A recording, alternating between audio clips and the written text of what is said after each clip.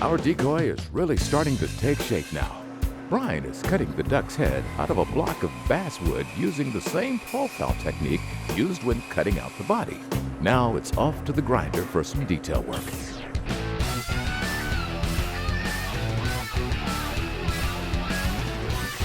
Okay, Paul, what we're going to do now is you're going to carve your head.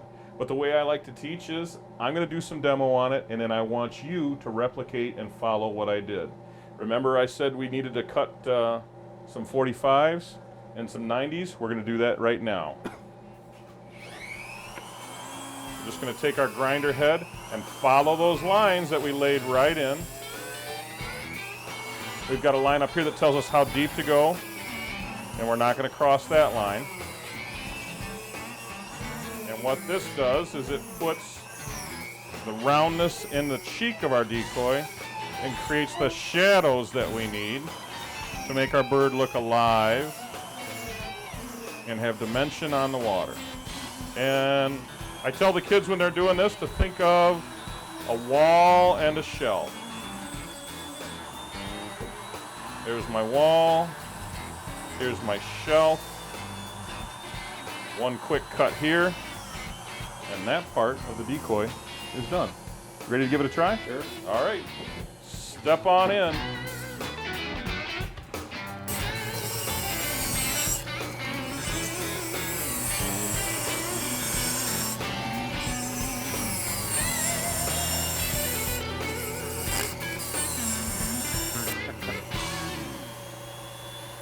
Not bad.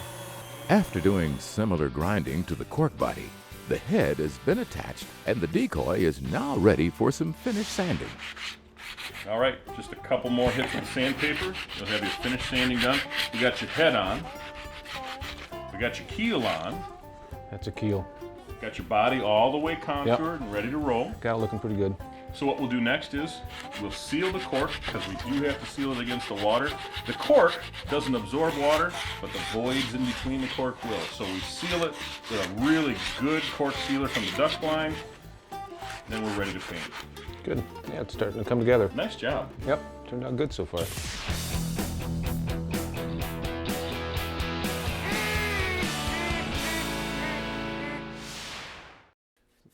So we're putting the sealer on the cork. Yep, and don't be gentle with it.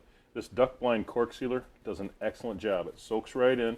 It's a polymer base, and what it does is it seals the decoy, Okay. but it also creates a primer for us to put our acrylic paint on.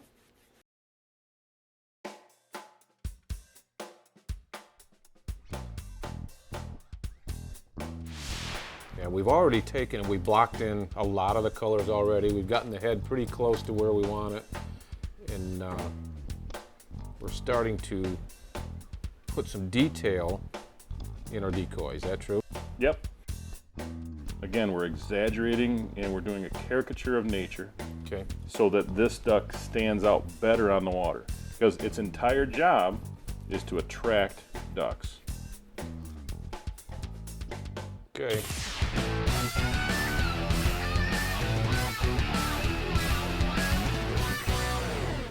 The last thing we're going to do here is I'm going to clean off the paint off the eye, Yep.